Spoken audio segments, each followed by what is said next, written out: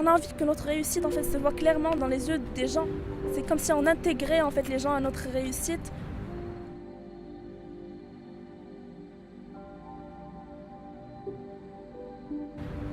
Et la vie c'est pas simplement une ligne droite, la vie c'est une sorte de chemin mouvementé en fait.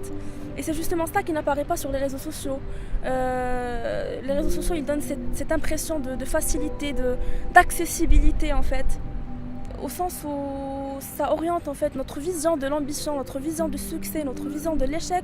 En fait, les réseaux sociaux les orientent vers une sorte de tendance. On se sent parfois obligé de suivre ces tendances pour dire qu'on est en train de réussir notre parcours. On a envie que notre réussite en fait se voit clairement dans les yeux des gens. En fait, c'est comme si on intégrait en fait les gens à notre réussite. Et c'est de cette fragilité dont je parle. C'est cette fragilité que, à un certain moment, j'ai ressentie. Je suis une personne qui tend beaucoup vers la communication. J'adore tout ce qui est contact humain en fait. Pourtant, quand je suis venue du Maroc il y a 2 ans pour mes études, c'est parmi les problèmes que j'ai développés en fait.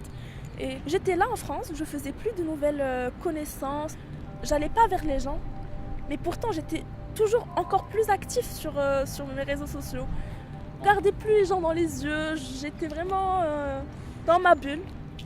Je trouve que pas seulement notre génération, mais tous les gens en fait qui sont dans ce flux, qu'ils soient heureux ou pas, le plus important c'est qu'ils fassent en sorte de paraître heureux. Ils font en sorte de paraître épanouis, même s'ils ne le sont pas vraiment. Et à un certain moment, sans que je me rende compte, je faisais ça en fait.